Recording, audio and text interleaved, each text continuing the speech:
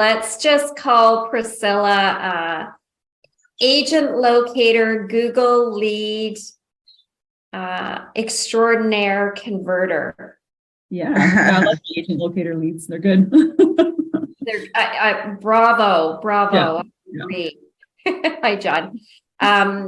Crystal, Yes. I reached out to Crystal when we did our last webinar and said, we got to get this wonderful realtor on because, as much as Crystal and I can share all of our experiences and all of our tips and our tricks, it's so nice, right, Crystal, to be able to have somebody else who Absolutely has put in place systems, who is time blocking, who, and I'm really building you up right now, Priscilla, aren't I? Yep. Really said to herself, I'm buying these leads, and recognized that over the last year, you were at a stalemate with them. They weren't getting to where you wanted to be. And Priscilla reached out to me and said, I heard about your systems, would you take me on? She was the last client I've taken on, just because really, what do I say, Priscilla? I cannot divide myself up into 25 anymore. Yeah. This amazing realtor just started implementing the systems, implementing the drip, adding her own little bits and pieces, not much, but a little bit. And all of a sudden, Crystal, this is what I'm getting. Yeah. I don't even know. Every other week. Oh my God, Tara, another lead in the car. Thank you. Oh my God, Tara, I just sold a house. Thank you.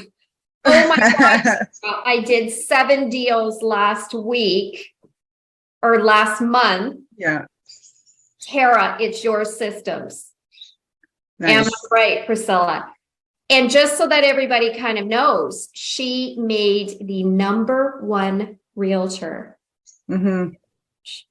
So where I would like to start is, now that I've built you right up, my friend, is tell everybody, where were you with your leads and what was your frustration before you said, I got to self-check, I need to make changes now? Yeah, so I had been using Agent Locator a while, and I found that unless I got someone on the phone, there was no progress with any of them. So that's why I wanted to see kind of what your drip campaigns are about, because it's you can't always get someone on the phone, right? It's great when you do. But I wanted to be able to, not have them only get the new listings, but get like some valuable content from me, and just wanted to make sure I wasn't also calling them too much or harassing them too much.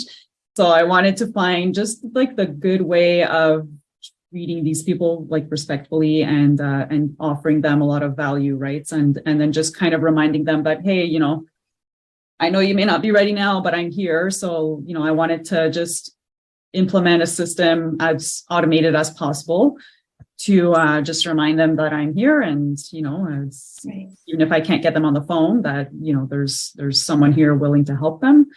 And I also just wanted more of like to figure out the mindset I needed to have when dealing with these people. So that was I would say the biggest change was very much like discovering people before numbers, and it's their timeline, not yours. And when you shift that, and when you stop thinking about what you need and what they need, that's when everything changes for sure. Did you feel like, because we all tend to, don't we, Crystal, get on the leads. And I think as realtors, because we're commission sales based, of course, we're looking at our bills that are coming up, and we need to make money, and we need to do deals and da. Did you feel like at any point after a certain period of time, let me rephrase this. What was the moment where you said, okay, you know what? It's easy for me to blame the leads, but maybe this is me and what I'm doing. Yeah, I think I have like my biggest success story. I'll talk about that. And it's where I really just focus on what the lead wanted or didn't want at the time.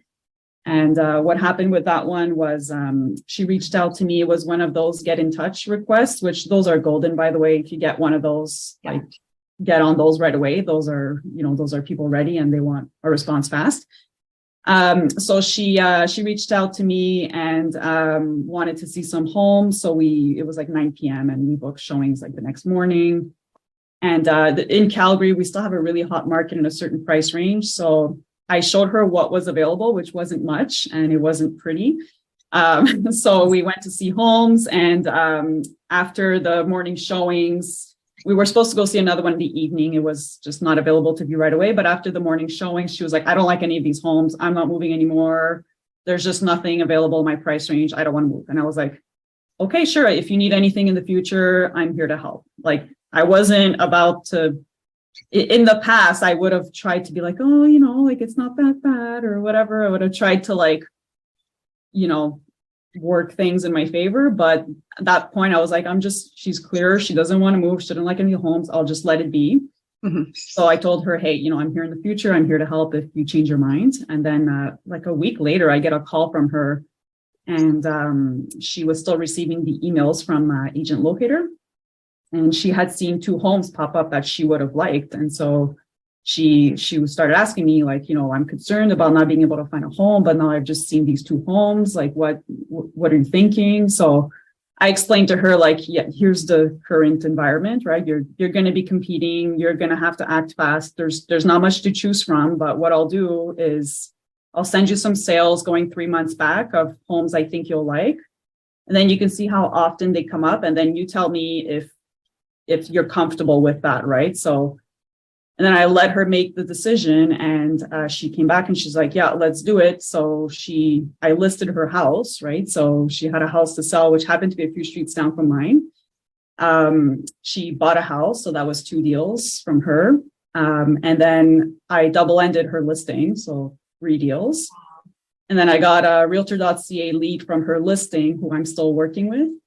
But he referred his friends to me that he just happened to bring on a showing tour, and I just firmed up their sale a week ago. So 4 deals from that lead, probably a 5th one coming soon. So, and I think it really just because I focused on her and what she wanted and her personality, and I really just gave her the information she needed, let her come to her own decision, and it wasn't about me at all. And it was.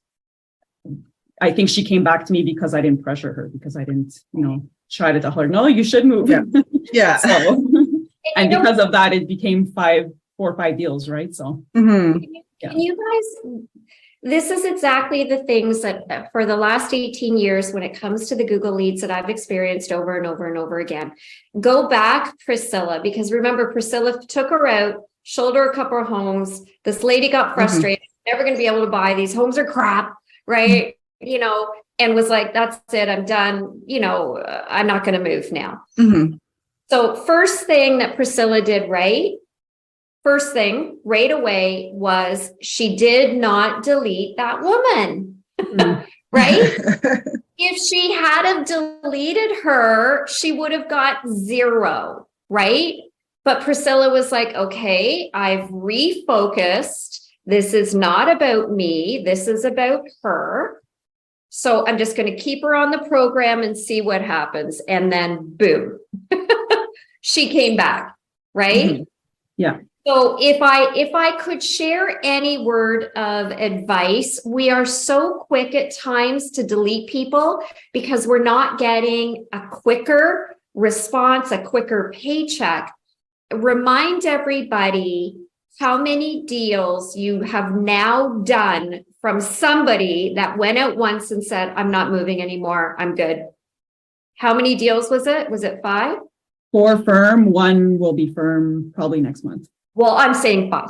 Yeah. And I know those people will be good repeat clients and referral sources as well. They're like really, they're going to be, I have a relationship with them, so they'll for sure be in my back pocket, and it's like a snowball effect, right? So, but it starts with you've got to figure out what to do properly and, right. adapt what you need. Mm-hmm.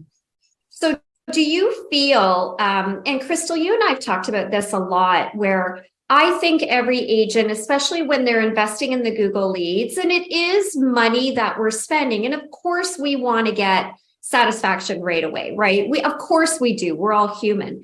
But when it comes to the mindset, when it comes to that, all right, you know what? I can no longer blame the market, the leads, people, I'm not getting enough. I'm not, you know what I mean? We all have to reach that point where, like we talked about just over in our webinar in January, Crystal, when you asked me, what did you do about your business over the Christmas holidays? And that's when I always do self-check, right? Look at what I'm doing. Am I getting the results that I want? Yes or no? If I'm not, it's not everybody else to blame. I only myself to self-check. So before deciding to look into doing something different, Priscilla, how long were you on the leads? Was it about a year? I think so, but I had started in the beginning. I wanted to focus on certain areas of Calgary only, and I wanted to test that out. And it turns out like it was just not enough traffic in those areas. So I don't really want to count those first months. Yeah.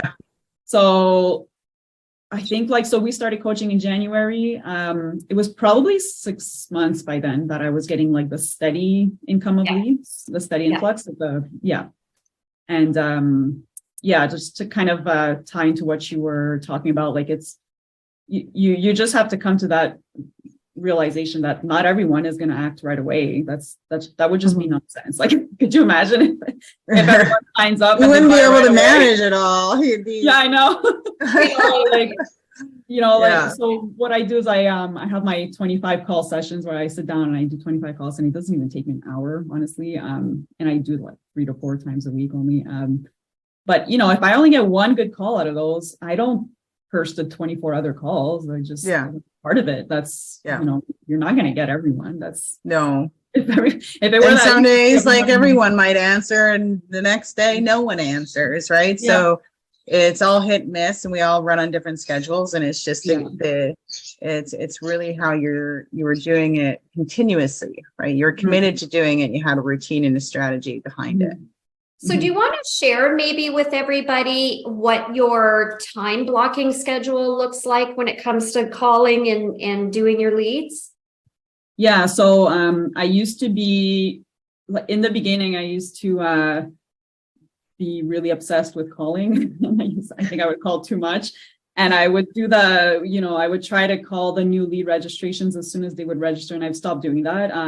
After speaking with Tara, I realized that, that's not, in my opinion, it's not necessary, and it's not my thing. I wasn't resonating with it. So what I do now is, because those people are set up on drip campaigns, I don't feel bad if I can't call everyone. So generally, like 3 to 5 days a week, I'm calling people, and my goal is 25 calls, not more, not less, because I don't want to. I don't want to do more, and I don't think I should be doing less. And it takes me about an hour. I usually do it. So like I'm in Calgary, so and we deal with a lot of Ontario people, and there's a 2-hour difference. So I try to do it where I can catch all the time zones. We also get a lot of BC buyers too, actually. So I don't want to do it at 9 a.m. because I don't want to call BC people at 8 a.m. So I usually try like 11 a.m. because that way I can catch everyone on those time zones. And I do 25 calls. I mix it up. I will call some of the newer leads, not the fresh brand new ones. I'll call like the ones that are a few days old. Then I'll mix it up with some mid-range leads, and then I'll call the older leads because, as we know, when someone registers, most of the time they're not going to act right away. So I don't really want to bombard a new lead. I don't, like the probability that they're going to act right away is low, and they might also be getting harassed by other realtors calling them too, right? Because when they sign up on those sites, then they've got everyone calling them. So that's something I adjusted. And I know there's proponents of speed to lead out there where, they'll call within the 5 minutes of registration. And I don't jive with that. I just found it a little strange calling someone and they were like, no, I just got on, I'm just browsing. Like, you know, they haven't had time to look at anything. And to me, like, I didn't do well with that. And that's what it's about, just finding what works well for you, what you're comfortable doing. Because if you're like forcing yourself and just kind of doing something that you're like hesitant to do, it's not going to come out really well. So what do you, if you're calling a lead that's been on the system, let's just say for 5 or 6 days, what is your verbiage? Yeah, so I'll say, hey, it's Priscilla, just checking in. You were on my website looking at some homes for sale. And if they're out of town, I'll say in Calgary, because we have a ton of out of town buyers over here. Right. Just wanted to check in, see how your home search is going and if I can help in any way. And then from there, I just take it and I gauge if they're busy. I'm not going to like try to keep them on, because then they're just not going to want to answer my call in the future. Right. So I'm respectful of their tone. And, you know, if I hear there's crying babies in the background, I'm not going to keep them on. Right. And it's like, yes, I'll ask questions to further the dialogue. But it's really like there's no black and white answer, really. You just have to help people out. And do you find they're receptive? Like, you're seeing a change now that you're calling just a couple of days in, right? Yeah, they're receptive, and I come more from a place of what information can I provide, you know, more than like I need to get them in my car. Yes, we do want to get them in our car, but if they're not there yet, you know, you just really kind of ask them, like, where are you at in your process? What can I provide for you to make it easier? Would it be easier if I do this for you or something like that, right? Like just coming from a place of value and, like not focusing too much on the end game at all. Like, you know, money and top producer awards, that's just an outcome of you helping people, right? So it's, if you focus on that, if you have like dollar signs in your eyes or commission breath, you know, like they'll block your number. So it's your focus should be helping people, figuring out where they are, figuring out how they operate, and then the outcome is, you know, your paychecks and all that. So it's more of the customer service approach to the whole, like, in facilitating their search, regardless of where they're at in the process. And then people, generally speaking, will be more receptive to that because they're not feeling any kind of pressure. Yeah. And really, you have to get to a point where if your pipeline is low, that's your problem. You cannot make the lead feel it, right? Like if you don't have enough leads and you need that paycheck, that's, you know, you need to get honest with yourself and figure that out. That's a different problem. But when you're speaking with a lead, their problem is not your pipeline or your paycheck. So you need to get over that, right? So, and it does, because there's I've talked to individuals in the past, and just by talking to them, knowing that them just being open that they're in a position where they're struggling a bit financially and what have you, and then just having conversations and the frustration and everything that's coming through, it's like I can almost guarantee that same or similar tone is coming through the phone when he's talking to these people. So if I hear someone, they feel anxious, or the way that they're talking to me makes me feel uncomfortable, right? So I want to get off that call as fast as I can, because I don't feel like they're, you know, whatever they're saying is they're actually being honest with me at this point. Yeah. And something I learned is people are highly intuitive in real estate. Like, don't underestimate the client being able to pick up on that. Like they'll know right away if you don't have their interests at heart. They're going to pick up on that right away. And you know, you might think you're sounding sly, but you know, they'll pick up on that right away. So you really gotta nail down your mindset and your just where you are mentally when you're talking with these people, and just really making sure that you're focusing on them and respecting their timelines and their goals, right? Not yours.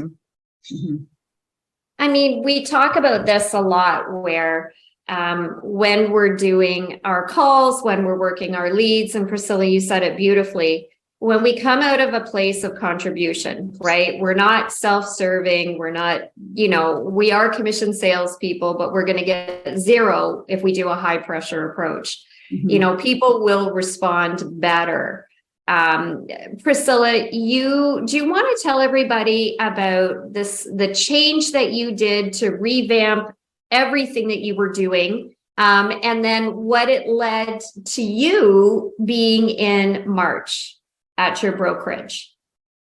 Yeah, so the change was, I guess, when I got your package with how to set up my drip campaign. So I've sat down for a few hours and set all that up. It's very much, you got to sit down, and it's hard, I know, because as realtors, we always get ideas thrown at us, and we want to like do everything, and we get overwhelmed with like, oh my God, should I implement this process? Should I do that? But sometimes you got to sit down for like a half day or full day and revamp a whole system. So so I set up the whole drip campaign, and made sure everything was to a T, tested it out, and then I really just did like some getting honest with myself, and I also record my phone calls too, so I can go back and kind of listen and see how my communication is, and just really, like, I just don't even think about my numbers or I don't even think about my goals. I really don't. When I'm talking with people, all I want to know is what's going on with them. I'm curious about them. And that's been the biggest change, is like people before numbers. And, and it actually coincided, like when I started coaching with Tara, it coincided with a new team in brokerage for me, where they were also huge proponents of that.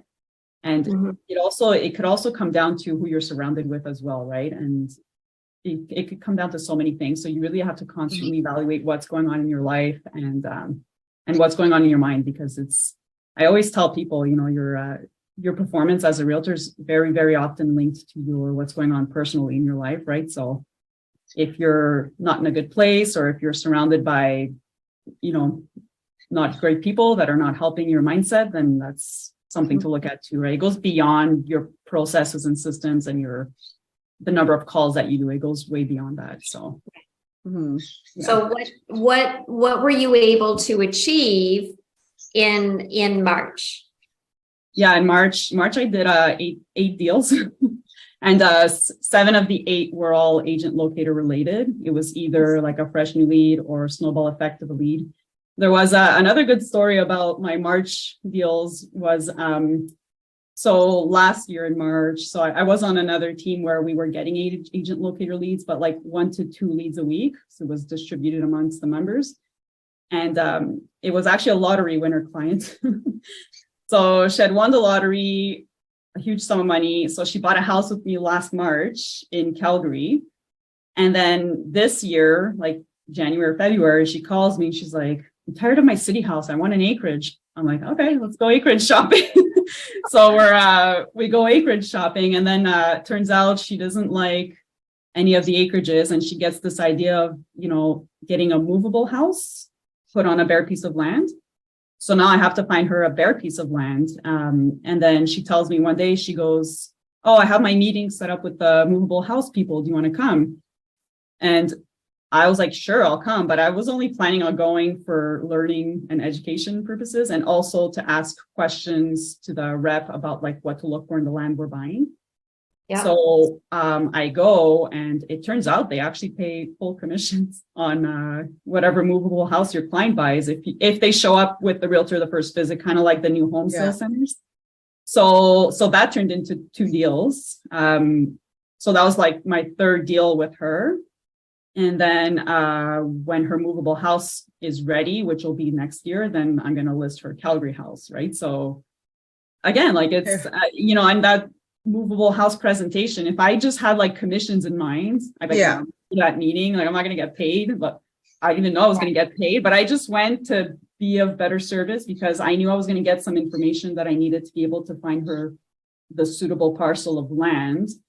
I had no idea I was going to get paid on that. So that just goes to show, like, if you don't always expect, a specific result, you'll just attract abundance, and Exactly. So Crystal, you know what I hear? Do you know me well enough now?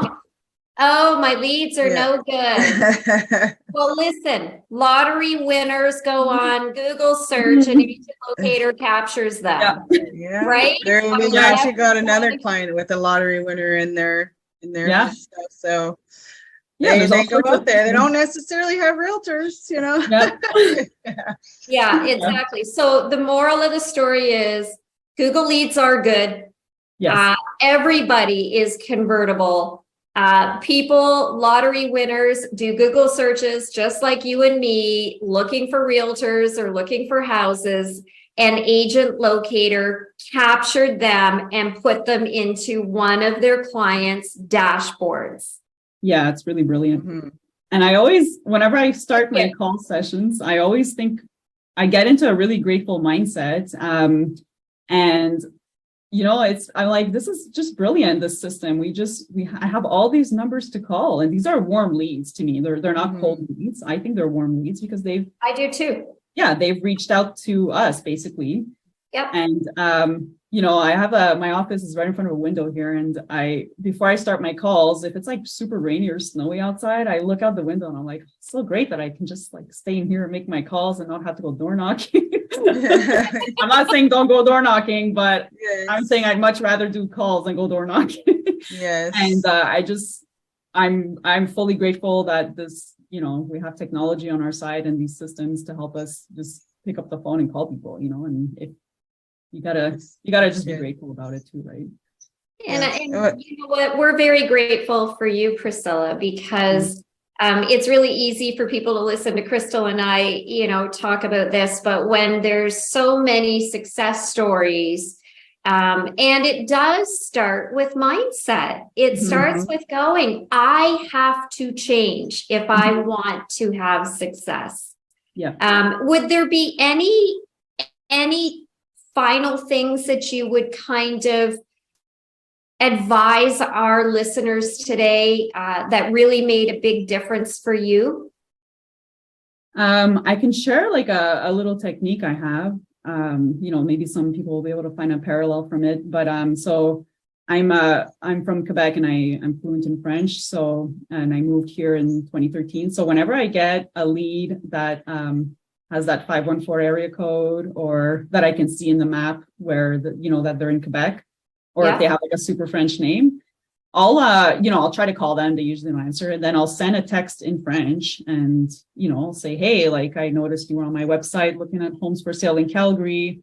I moved here from Montreal in 2013. So, if you want any insights on how to make this move work, feel free to call me. And it works every time. Like if I get those, so, if someone's in Calgary and, right now we're getting a ton of BC and Ontario buyers, try to like find that common ground, tell them like, hey, I am from Ontario and I moved here as well. Right. Like, and try to build something that's relatable that you've experienced that you can pass that knowledge on as well. Right. So don't spend too much time on reading into but try to find like, if you can find something like that. There's something, but that's also going into conversation as well. That if it's not something obvious like that in your situation, it's on the call. Like you can pick up little bits through a conversation. And that's why if you're just treating it as a conversation and now you're building that relationship, it could be that they're looking for acreage with a shop. Let's talk about that shop. Maybe they own a business. Start talking about things that interest them.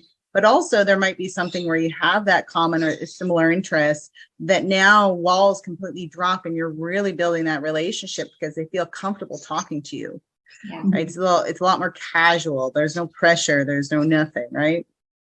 Yeah. The other day I was talking with someone. She was saying that she needs to find a bigger place because her parents moved in with her and she's taking care of them. So all I said was, well, that's really selfless of you to take care of your parents like that. And then that was like, the walls came down and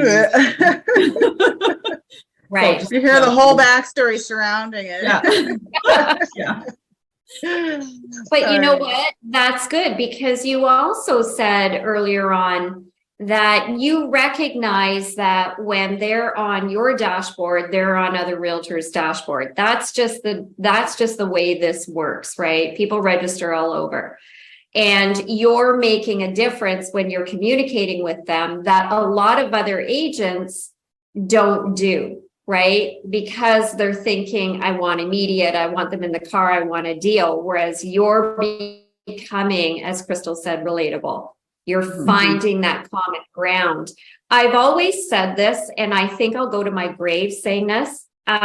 I believe when we're converting, and we're converting at a high level, like I am and so many other realtors are, it's because we have a way of building trust with these people right away.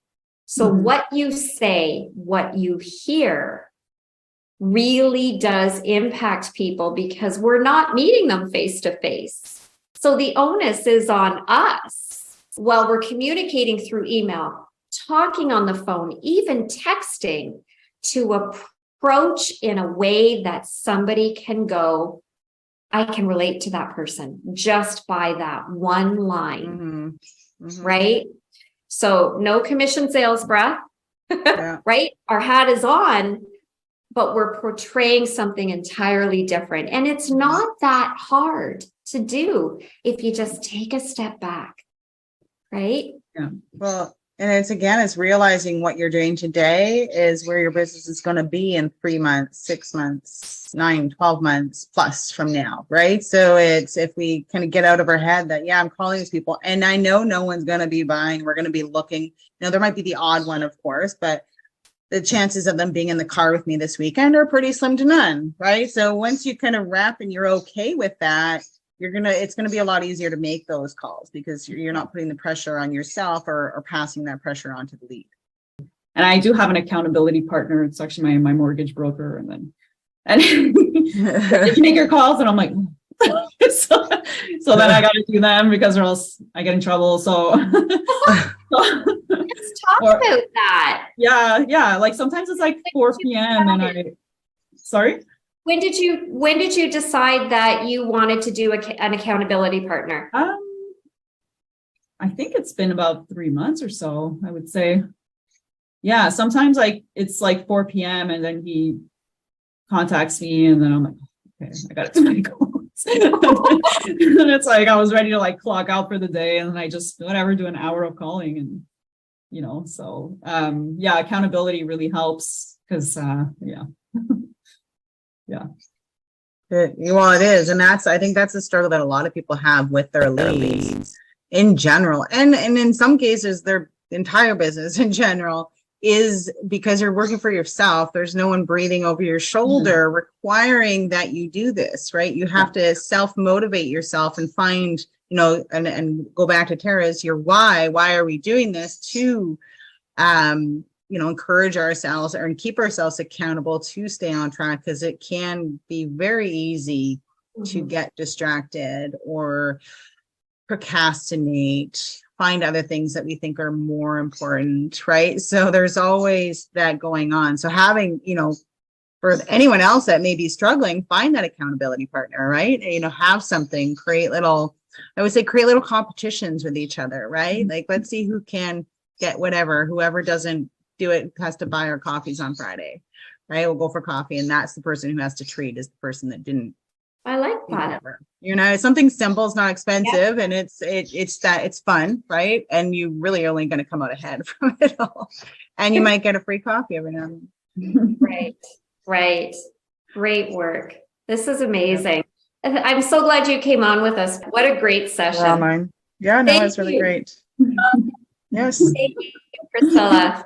Thank you for having me on. Yeah, no, anytime. We'll like to kind of monitor your success as you progress now. Yeah. Should be good. But it's, I guess, for everyone that is watching, it just goes to show if you call on your leads and you focus more about the lead rather than the money attached to them, you're going to find a greater success, right? So we're more customer service focused, not transactional focused. And another thing to keep in mind is when you do sign up for online leads, you may not see your first turnaround for a while, right? So you got to be prepared for that too. It's not it's so rare that people act right away, and that's just the way it is, so so being okay with it's worth waiting, and awesome. Well said. All right, everybody. Awesome. Thanks, everyone. Thank you, Priscilla. Thanks, Tara. Bye. See you. Okay. Bye, guys. Bye, everyone. Bye.